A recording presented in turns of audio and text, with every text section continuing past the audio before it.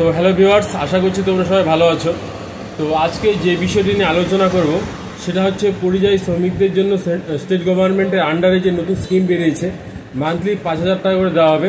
তো সেই বিষয়ে এখন কারা কারা অ্যাপ্লিকেশন করতে পারবে, তো অ্যাপ্লিকেশন করার জন্য কী কী ডকুমেন্টস চাওয়া হয়েছে, আর কবে বা কোথায় অ্যাপ্লিকেশন করবে সেই সমস্ত বিষয় জানবো। আর কিভাবে অ্যাপ্লিকেশন করলে ফর্মটা সঠিক টাকা পেতে পারো এবং ফর্মে কী কী সমস্যা থাকতে পারে সমস্ত বিষয়। তো ভিডিওটি প্রথম থেকে শেষ অবধি দেখবে, তাহলে আশা করছি এই বিষয়ে ক্লিয়ারেন্স পেয়ে যাবে। আর সরকারি বিভিন্ন চাকরি এবং বিভিন্ন আপডেট পেতে হলে অবশ্যই যদি সাবস্ক্রাইব করে রাখবে যারা এখনও করনি, আর বেল আইকন প্রেস করবে। তো কন্টিনিউ করছি, দেখে নিচ্ছি পরিযায়ী শ্রমিকের যে নতুন শ্রমস্থিতি প্রকল্প তার আন্ডারে কীভাবে আমরা অ্যাপ্লিকেশন করতে পারি, কোথায় জমা দিব, কী প্রসেস রয়েছে। তো তোমরা দেখতে পাচ্ছ এই যে ফর্মটা, এটা ফর্মটা কিন্তু আবেদনের ফর্ম, ঠিক আছে। এটা তোমরা চাইলে অফিসিয়াল ওয়েবসাইট থেকে ডাউনলোড করতে পারো, অথবা তোমাদের যে নিকটবর্তী পঞ্চায়েত আছে তো তার ওনার সঙ্গে যোগাযোগ করতে পারো। তো ফর্মটা কীভাবে ফিল আপ করতে হবে, কী কী ডকুমেন্টস লাগবে এটা বলে দিচ্ছি। দেখো, ফর্ম ফিল আপ করার জন্য যে তথ্যগুলো লাগবে তার আগে জেনে নেই কী কী ডকুমেন্টস লাগবে। অ্যাপ্লিকেশন করার জন্য আধার কার্ড হতে হবে, ভ্যালিড মোবাইল নাম্বার এবং ইমেল আইডি, তার সঙ্গে ব্যাংকের পাসবুক থাকতে হবে এবং তার সঙ্গে ভোটার আইডি কার্ড থাকতে হবে। এবং যেহেতু বাইরে কাজ করছে, সেটা পশ্চিমবঙ্গের বাইরে অথবা দেশের বাইরে, তার একটা প্রুফ থাকতে হবে। তো সেই বিষয়ে আমি বলবো, তো সঙ্গে থাকো। যে ফর্মটা দেখতে পাচ্ছ খুব শর্টলি বলবো, যেহেতু বাংলা ফর্ম, এখানে কোথায় কী বসাতে হবে যে অসুবিধা থাকবে সেগুলোই বলছি, ইম্পর্টেন্সগুলো। বাকি এখানে নাম, মোবাইল নাম্বার এগুলো বলে সময় নষ্ট করবো না, শর্টলি বলছি সব। দেখো, যে আবেদনপত্র যেটা রয়েছে এটা হচ্ছে অফিসিয়াল ওয়েবসাইট থেকে বা আমি কালেক্ট করেছি। তো এই হলো মেন বিষয়। তো এখানে কি কি আছে, আবেদন করে নামের পাশাপাশি মোবাইল নাম্বার, স্বামী বা বাবার নাম এগুলো ফিল আপ করতে হবে। পাশে কিন্তু 1 কপি ফটো অ্যাটাচ করতে হবে, কালার ফটো অবশ্যই যেন ক্লিয়ার হয়। তো এখানে জেন্ডার বা লিঙ্গ বলা হয়েছে, পুরুষ, মহিলা বা অন্যান্য সবাই কিন্তু অ্যাপ্লিকেশন করতে পারবে, শুধুমাত্র পুরুষদের জন্য এরকম বিষয় নেই। তার নিচে জন্ম তারিখ দিতে হবে এবং একটা ইমার্জেন্সি ফোন নাম্বার, আধার নাম্বার।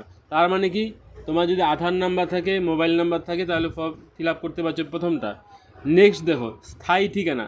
স্থায়ী ঠিকানা মানে কি, স্থায়ী ঠিকানা বলতে বাড়ি কোথায়, ঠিক আছে, বাড়ির অ্যাড্রেস। মহকুমা তার সঙ্গে ব্লক বা মহকুমা বলতে এখানে তোমরা জেলা বসাতে পারো, তার পাশে ব্লক বা বিডিও অফিস, তারপর পঞ্চায়েত, ওয়ার্ড, থানা এবং পিন। এটা হচ্ছে প্রেজেন্ট অ্যাড্রেস। প্রেজেন্ট বলতে পার্মানেন্ট অ্যাড্রেস বা স্থায়ী ঠিকানা, যার বাড়ি যেখানে সেটা এখানে বসাবে। কর্মক্ষেত্র, দেখো কর্মক্ষেত্রে ABCD এই 4টি ভাগ করা হয়েছে। এতে যেটা রয়েছে, তো সেক্ষেত্রে অন্য কোন রাজ্যে কাজ করছো।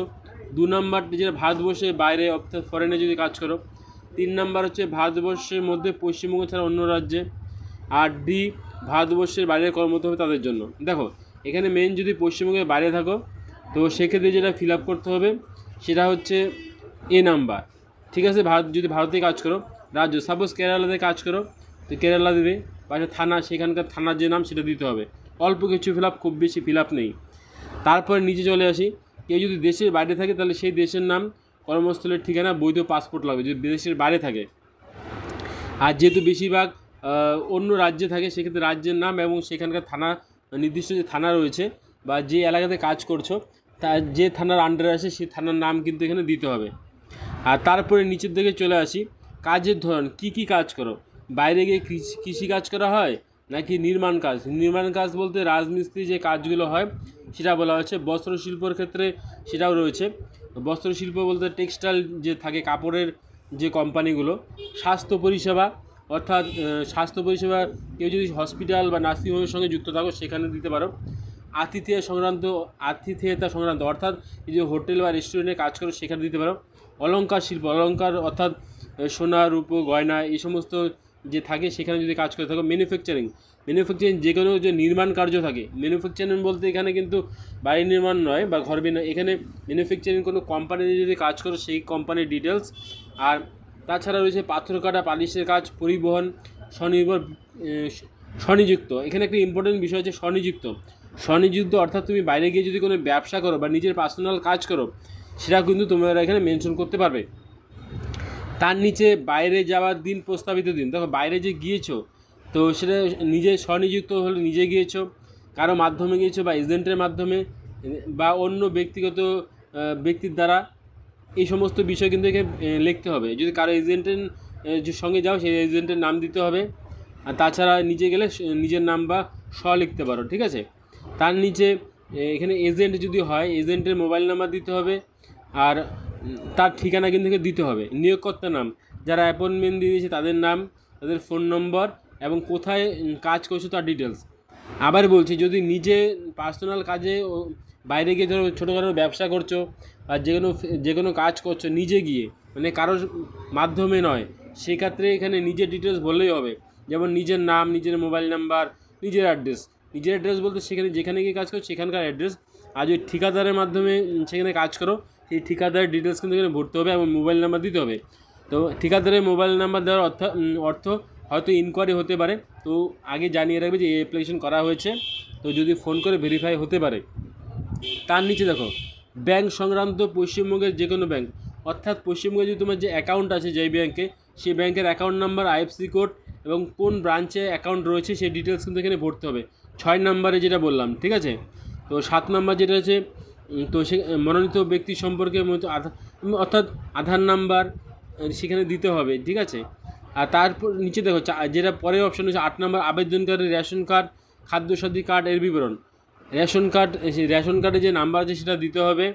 পরিবারে কয়জন আছে তাদের আধার নাম্বার এবং তার সঙ্গে সম্পর্ক ডিটেলস কিন্তু এখানে ভরতে হবে। এটা হচ্ছে 8 নম্বর। 8 নম্বর সব লেখার পর নিচে দেখো এখানে পরিযায়ী শ্রমিকের স্বাক্ষর, যে অ্যাপ্লিকেশন করে তার কিন্তু স্বাক্ষর বা সাইন এখানে করতে হবে। সাইন করার পর জমা দিতে হবে। লাস্ট যে একটা ফর্ম আছে সংযোজনী ফর্ম, যেটা সংযোজনী এ বলা হয়েছে, এখানে মানে সেলফ ডিক্লারেশন বা আমি ঘোষণা করছি যে আমার নাম অমুক, পিতার নাম অমুক, আধার নাম্বার অমুক, অ্যাড্রেস আমি জানাচ্ছি যে এত তারিখ থেকে এত তারিখ অমুক জায়গায় কাজ করেছি, সেই কাজের ডিটেলস এখানে দিতে হবে, ঠিক আছে। মানে অর্থাৎ আমি যে ফর্মটা ফিল আপ করেছি সব ঠিকঠাক আছে, সেই ডিটেলস আমি এখানে ভরলাম। তো এই অ্যাপ্লিকেশনে যদি করা কোনো সমস্যা হয়ে থাকে সেই কমেন্ট বক্সে কমেন্ট করতে পারো, রিপ্লাই দেওয়া হবে। আর এখানে একটা ইম্পর্টেন্ট বিষয় বলে দিচ্ছি, এই যে ফর্মটা তোমরা দেখতে পাচ্ছ সেই ফর্মটা তোমরা পঞ্চায়েত অফিসে তোমরা পেতে পারো অথবা অফিসিয়াল ওয়েবসাইট থেকেও। আর অনলাইনে যে অ্যাপ্লিকেশনটা সেই সাইটটা খারাপ থাকার জন্য আমি অফলাইনের বিষয়টা বললাম। আর তোমরা এই ফর্মটা ফিল আপ করে বিডিও অফিস অথবা যে দুয়ারে সরকার বসে সেখানেও তোমরা জমা করতে পারো, ঠিক আছে। ভিডিও দেখার জন্য অসংখ্য ধন্যবাদ, থ্যাংক ইউ। দেখা হচ্ছে আবার নেক্সট ভিডিওতে।